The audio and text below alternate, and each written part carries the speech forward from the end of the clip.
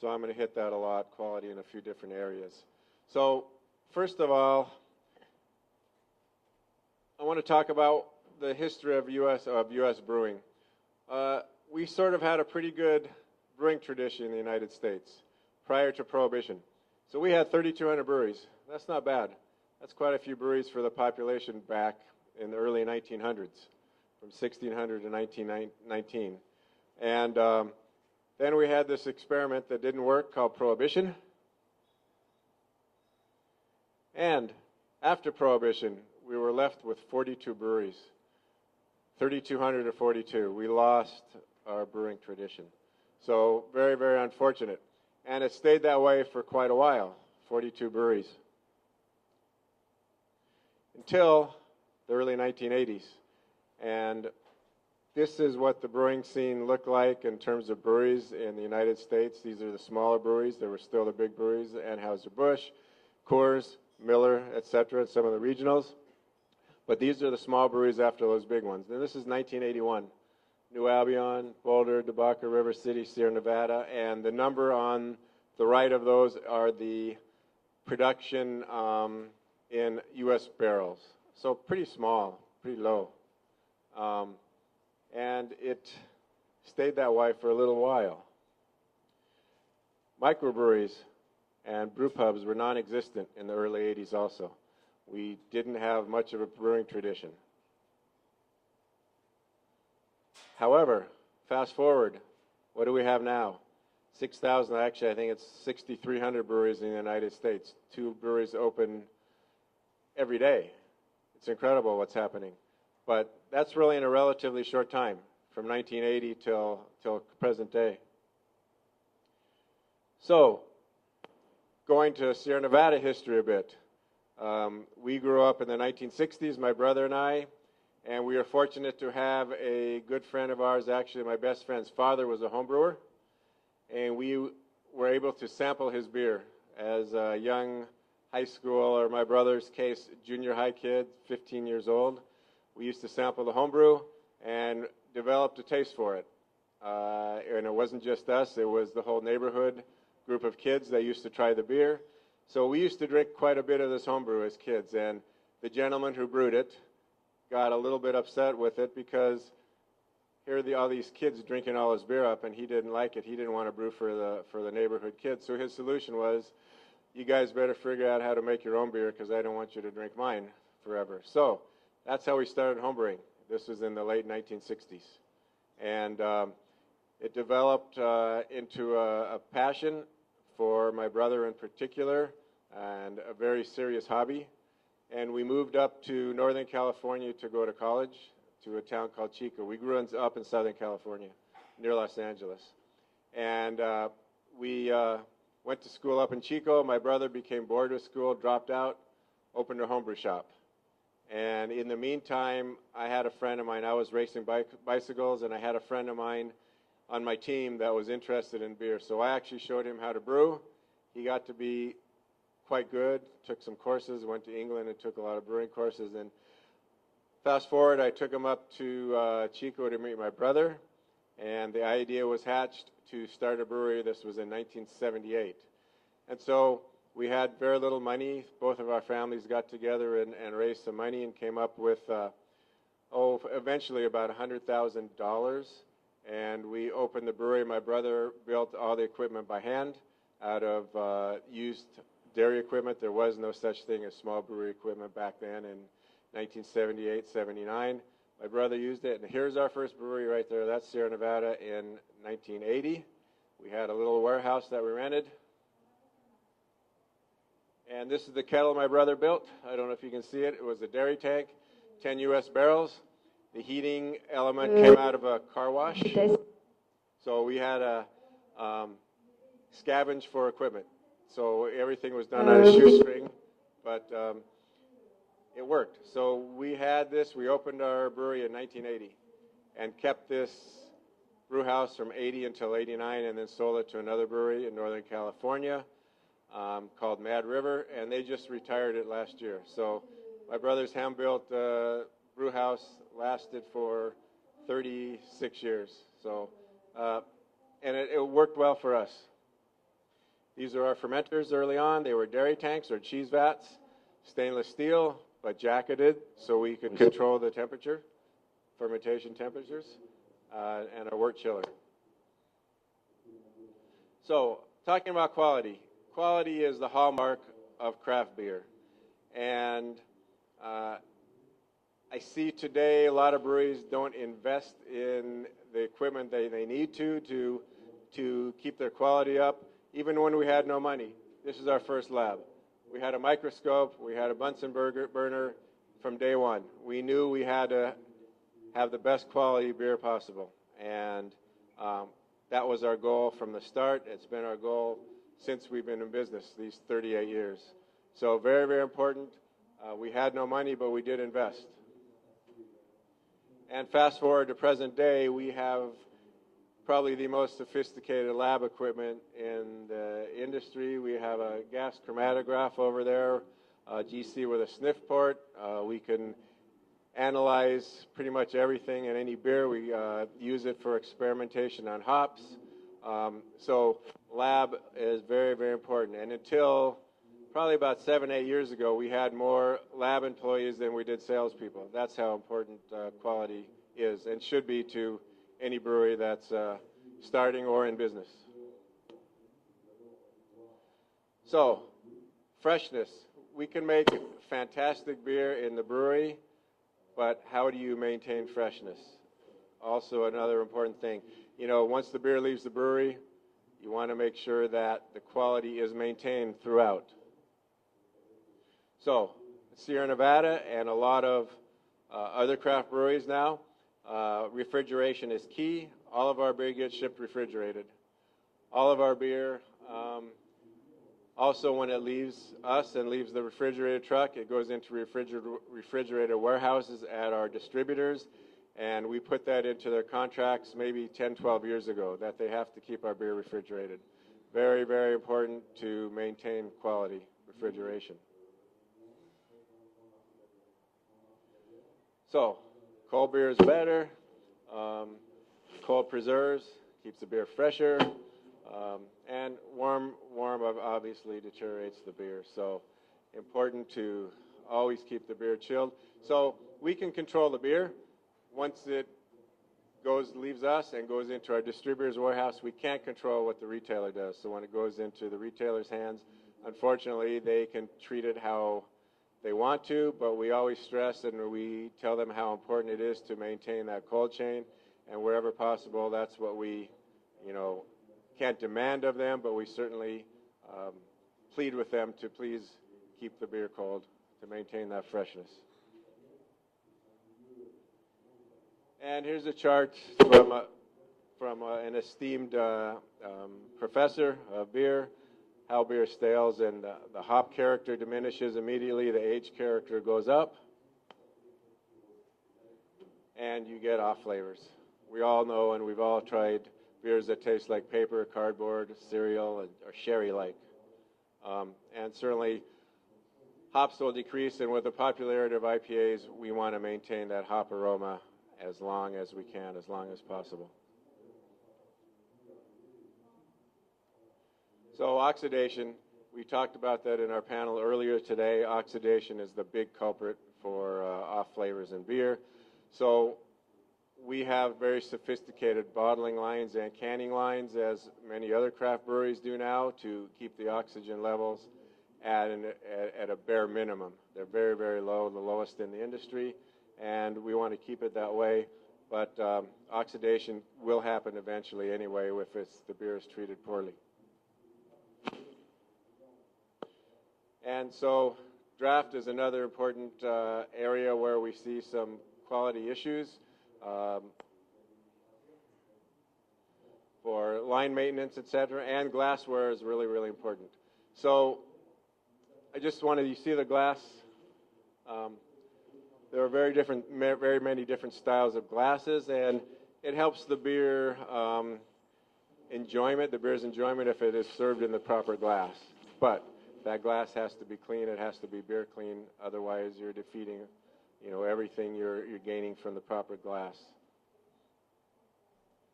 So the glass on the left, I've been asked to talk about because it's the official glass of the festival.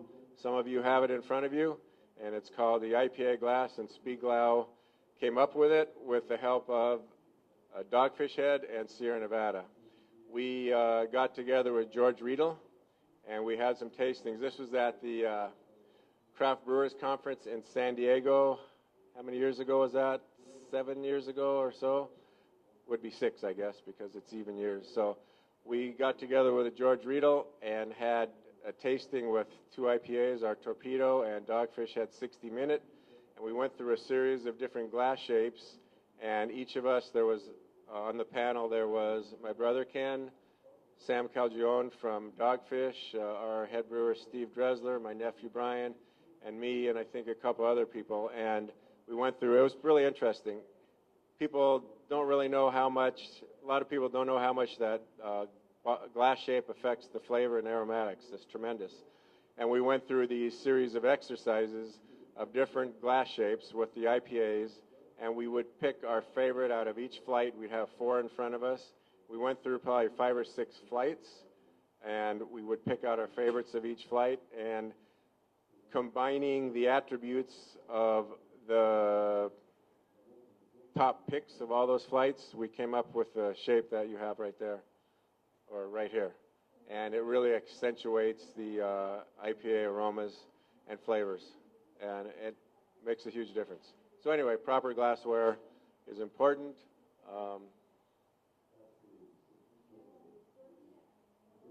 And a beer should look like this in the glass. Should have a good head, should have a lace on the sides when it's drunk, and I find my big bugaboo is I go to a lot of bars, a lot of pubs, and they don't wash the glasses properly, or they have poor glassware like the big, in the States we have these pint glasses, they're called shaker glasses, and they're very heavy, straight-sided glasses, and it's the worst vessel to drink a beer out of, just about. But everyone has them because they're cheap and they don't break. So they stack them, they wash them 1,000 times, and they are normal pub fare, but they're not very good for beer. And if you go to the great beer pubs, they have proper glassware. So pouring technique is also important. I go to a lot of places as well. They'll either pour to the very top with no head. They like to do that in England because they want to make sure they getting their money's worth, but there should be a 2-finger head, and pouring it somewhat vigorously will release that carbonation and allow the aromas to waft out and meet your senses. And actually, I'd like to say a lot of these slides are from the Brewers Association's draft quality manual, and it's available online, I believe, isn't it? You can access it, and it's fairly extensive. So oxidation, as we always talk about in beer, heat is a major, major factor. There have been many experiments run where we can, for every 10 degrees, as it states here, the beer will oxidize twice as fast. So it's very, very significant. So temperature is extremely important. And here's a chart just showing that, illustrating how it oxidizes at higher temperatures.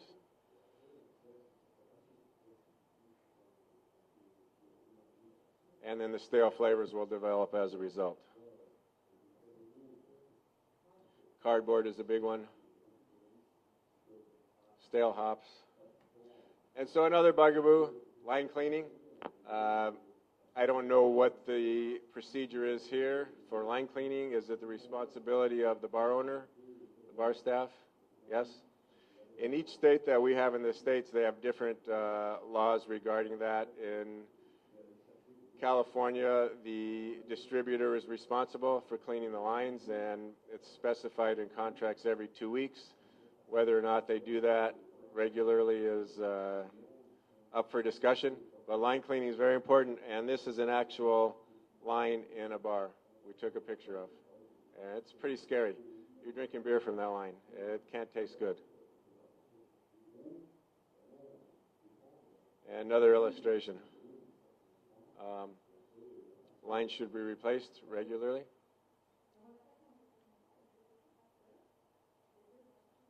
And proper glassware hygiene.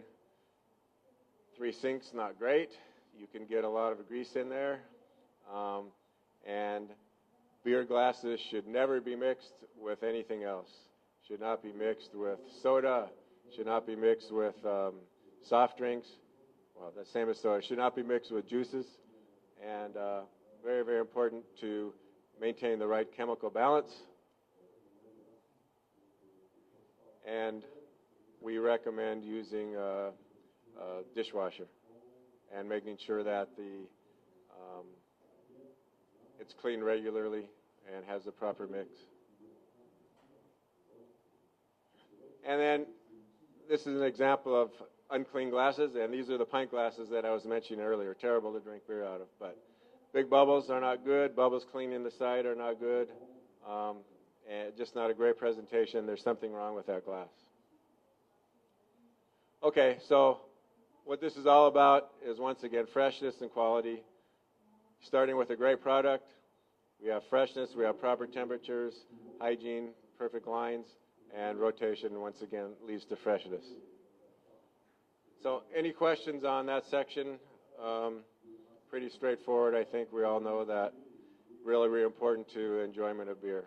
So I'm going to talk a little bit about sustainability now. And breweries use a lot of resources. We use a lot of water. We use a lot of energy. So it's important that we as brewers do what we can to preserve the environment and to be cautious of how we use our resources. And there are many ways that can be accomplished, and it's a really significant point for us at Sierra Nevada to be as environmentally friendly as we can. And even when we started the business, one, we couldn't afford to not recycle anything, so we reused everything, and it's been our ethos ever since to be as mindful as we can of our resources. So I'm just going to show you a few items that we do at the brewery. It's important for us to be stewards of the planet, minimize our impact, obviously, and advocate for others doing it as well. So we have brewery groups that get together to help each other, help one another out in terms of how we can increase our sustainability efforts. Okay, so reduce greenhouse gas emissions, that's obvious. Renewable resources, renewable energy. Water use is certainly a major factor. And expand everything from raw brewing ingredients to merchandise that we use. And always strive to reduce the waste. Can't rest on your laurels. So we have a philosophy at Sierra Nevada, and it's a 3-tier: social equity, economic stability, and healthy environment. You need all those working together to have a successful business. So looking at energy efficiency, lighting is certainly one. In terms of brewery equipment, our drives, variable drives to save electricity, check for any leaks. We always heat recover wherever we can, and educate our employees all the time and monitor our processes to make sure that we're doing everything 100% the way we should. So what we've done, this is our brewery in Chico, and the bottom is our brewery in North Carolina. We have 10,300 solar panels in Chico, and we have several in North Carolina. And our goal is to produce as much energy as we can on site. So in addition to our solar panels, we have microturbines that run off of natural gas. We have 4 of them in Chico. We have 4 in North Carolina, the cogens, so they produce electricity and heat, and we capture both.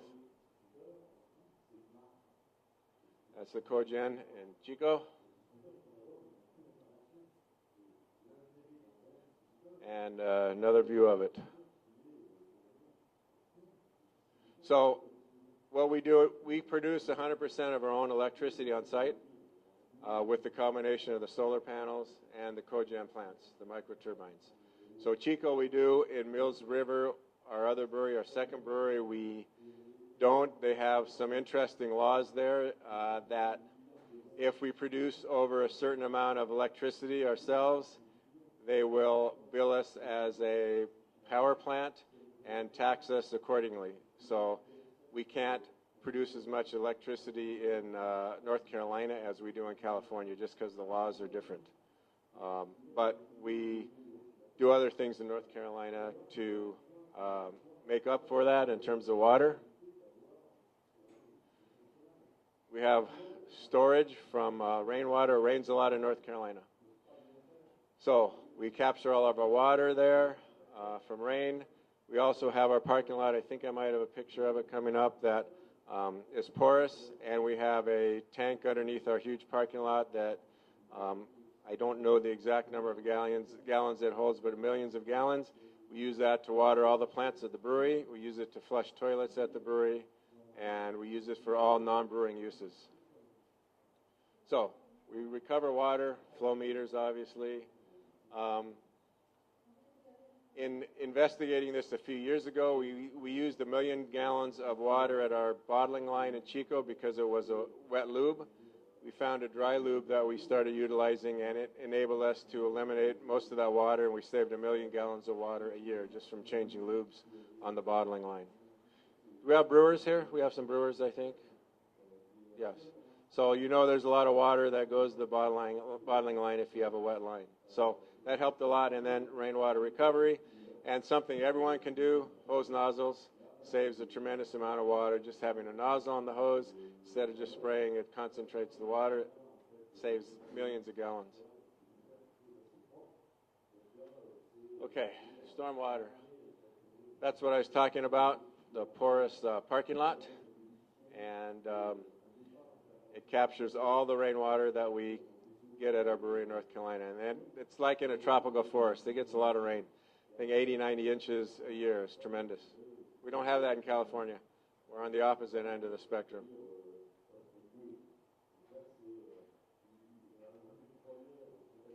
So in addition, we have, as a result of our solar panels, we have charging stations for electric vehicles. So any of our customers that come to the brewery with an electric vehicle can plug in for free and charge their vehicles. We have those at both of our breweries. You can see the solar panels in the background. And more of our water recovery, big copper tanks. And we also manage the stormwater in the stream that runs by our brewery in North Carolina. And we put a series of rock falls in there to clean the water going into the river. So there was some fairly dirty water going to the river from all the runoff, and this cleans it up, and now the river is becoming cleaner, more sustainable as a result of all the rainwater being cleaned prior to going in. So any questions so far? Okay. So we have water treatment plant in Chico, which we put in about 15 years ago. Breweries obviously use a lot of water, and we didn't want to dump untreated water into the city sewer system. So we went ahead and installed our own treatment plant. And this is after we've been in business 25 years or so, and we were becoming successful enough that most of the profits that we had at the brewery, we invested back into equipment, into our sustainability efforts, and came up with some really interesting ideas. So it's a two-stage digester, aerobic, anaerobic. Anaerobic provides methane gas. We capture that methane gas and then use it in our boilers. So we're trying to have what we call a closed-loop system. So everything that we use goes into the brewery. So we try not to waste anything, whether it be CO2, water, gas, any material we want to reuse. So this cost us a lot of money. It was a huge investment. However, it paid off in the long run because the water that goes in the city now is so clean that we are charged city rate or resident waste rates instead of saving us a lot of money. It's paid off. And this is our water treatment plant in our new brewery in North Carolina. It's a one-stage. And so our goal is zero waste. And once again, improve environmental health. It does save money. Since we produce our own electricity on site, saves us a lot of money in electricity. Water, since we're saving so much water, it saves us a lot of money as well, and we recycle everything. So, 2016, 99.7% diversion rate. So that means any solid material that we had got diverted, or from the landfill, or reused, or repurposed. So almost 100%. So we're trying to reach 100%. I don't know if we'll ever get there, but we're getting close.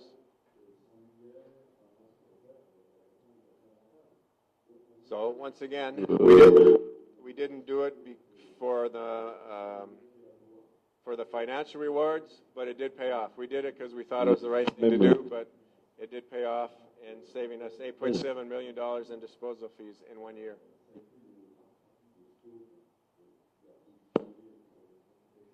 And plus $1 million in revenue. So we always try to recycle instead of compost. So at the brewery, everyone is provided with a reusable water container that they can drink. They get bags that they can carry things around in. And we discourage recyclables as much as we can. So we do recycle. So the brewers here know that you produce a lot of spent grain. Where does that grain go? Well, most breweries goes to cattle farmers if you have the opportunity. So we sell a lot of grain to the local cattle farmers. And with that, we have our own cattle herd that we have in conjunction with the local university. And they raise the cattle for us, and we in turn sell the cattle once it's butchered in our restaurant. So once again, a closed loop. So closed loop composting. We invested about 7 years ago in a super composter. There was no composter in compost facility in our area in Northern California that could take our waste from our restaurant. So we had to go to New Zealand to find this super composter. It's called the Hot Rot. And it will take anything from our restaurant and pretty much any other organic material. And within 14 days, it will produce a lot of compost. We can put in 2,000 pounds a day of raw materials. 14 days later, we get three-quarter ton back in compost, which we use in our organic vegetable gardens and serve that in our restaurant. We also have a hop field and a barley field, which we use all the compost in. CO2, another greenhouse gas that's pretty significant, contributing to global warming. So we capture all of our fermentation CO2. I know some other breweries do it, but not all. So we capture all the CO2, filter that, and then use it throughout the brewing process to run beer through the lines at the brewery. So we don't purchase any CO2 anymore. And the CO2 that we have is organic, because it's made from beer, organic beer. A lot of the CO2 you purchase will be made from petroleum products. So this is really pure CO2 and saved us money and purchase as well of CO2.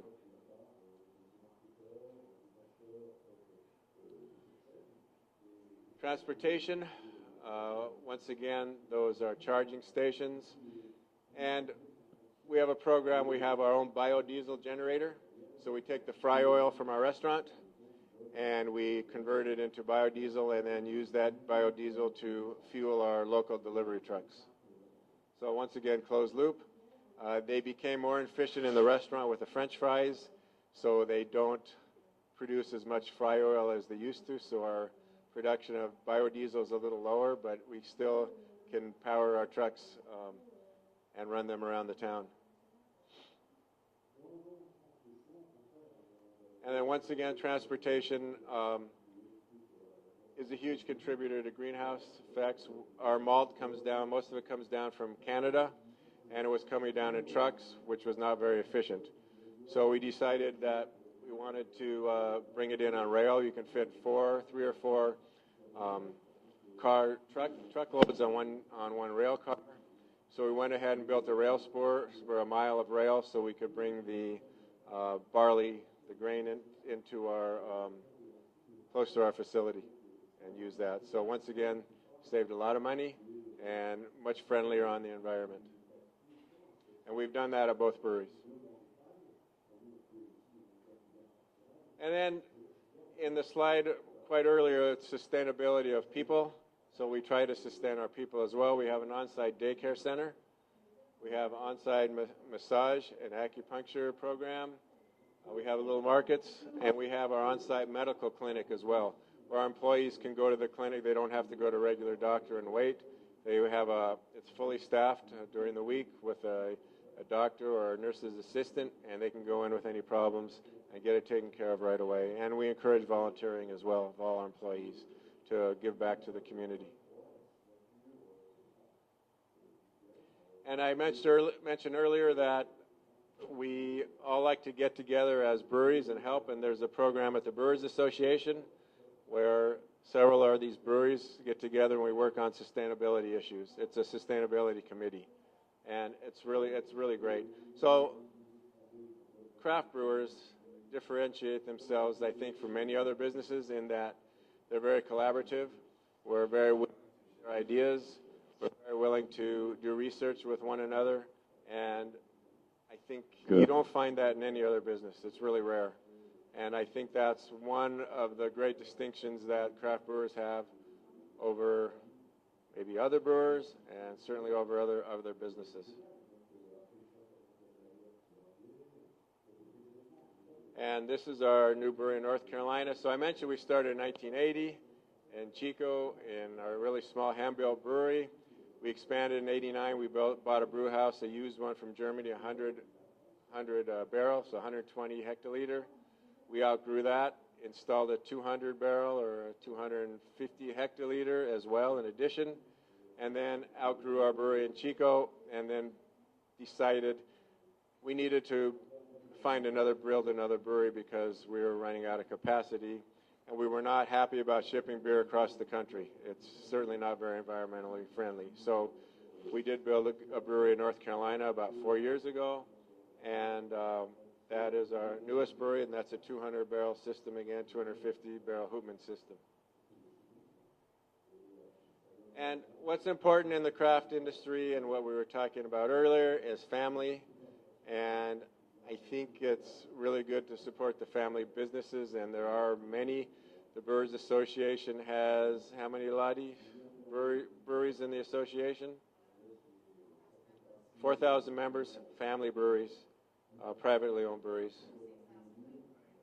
and 46,000 home breweries. So really important to support the family breweries. So my brother in the center, my nephew on one side, and my niece on the other, and that is the next generation that is going to be running Sierra Nevada. My nephew manages our new brewery in North Carolina, and I think that's what's really sustainable in this business. The families keeping on and keeping the tradition going. It's that way in Europe. Many breweries in Germany, Belgium, many generations, and we like to see that happen with the craft industry. It's still a young industry, and aren't many generations involved yet because not enough time's gone by, but 38 years for us now, so almost enough time's gone by that the next generation will be running things in the next few years. So that's a really sustainable part of the craft industry, and I think that's a really big takeaway, that we want to support those brewers that have that tradition and want to continue that tradition. And that's all I have, but hopefully there's some questions. Yes.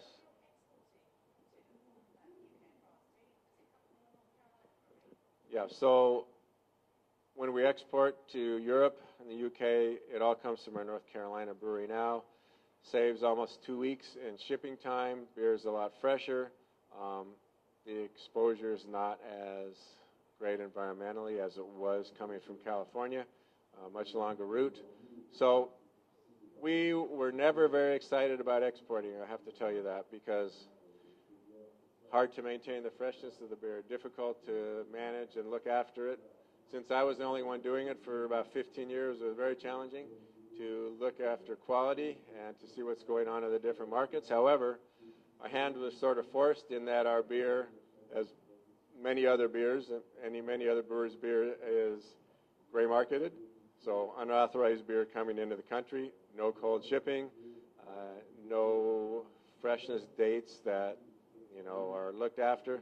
So our hand was forced, and we decided, well, our beer's getting everywhere anyway. Let's control where we can. So we started entering the export market about 12 years ago, going to the UK first, and then going to a few countries in Europe. We're still not very big in export. We're only in about 15 countries, but our beer is probably in about 50 countries, so we will be expanding the footprint a little bit as we go along here just to control the quality. And as I said, we're not happy about shipping beer around the world. It's not environmentally friendly. It goes against sort of our ethos, but it's happening anyway, and we want the consumer to have a good experience when they drink our beer.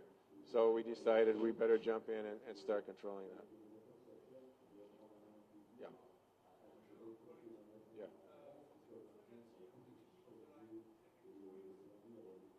So line cleaning is every 2 weeks in the States. That's the recommended interval. So depending on the state, it's paid by the distributor. Certainly in California, it's paid by the distributor. Sometimes it's the pub's responsibility. Sometimes an outside company is hired. The brewery does not pay for it. The distributor pays for it, or the pub pays for it. It's part of them doing business. They've got to, just like if you're having, you're serving food, you've got to clean your pots. You've got to make sure your refrigerator's clean. You've got to have your utensils clean. So it's a cost of doing business. 6 weeks. So that's an issue. And I've also noticed in France, so correct me if I'm wrong, that most of the draft beer is not kept refrigerated. They just use a chiller, inline chiller, which is really, it's not good. I can tell you that it's not good.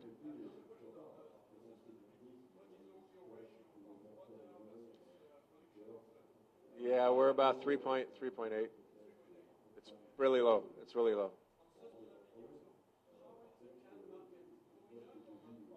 The question, how's the can market? The can market is certainly going up. We're doing some beers that are can only now. The can market is going up. A lot of new breweries that start are can only.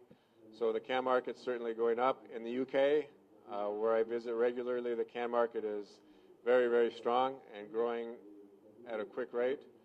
So can market is here to stay, and it's not a huge percentage of our business right now. It's about 16, 17%, but it's growing. So I think the can market is going to be very significant.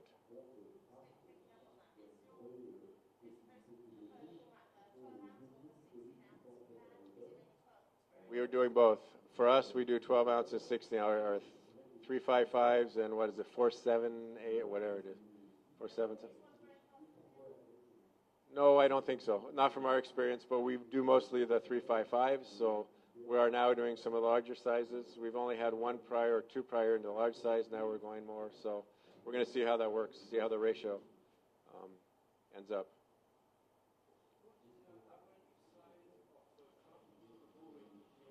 The average size is 1,000 barrels or less, so 1,200 hectoliters. And it's not really a brewery, it would be a brew pub. Most of the 90%, I think, of the breweries are brew pubs. They're very small. Is it 90? 80%. Something like that. So they're really, the majority are very, very small. There are very few regional breweries now, craft breweries that encompass the whole country. There's only 8 or 10 maybe at the most that sell beer throughout the whole country. Be Sam Adams, us. I guess Lagunitas is getting there now. I don't think they're in all 50. New Belgium's not quite there yet. So there are a few. But most of them are really small. Yeah, some nano breweries under, 500 hectoliters. Anyone else? I think I'm early, but okay. Thank you.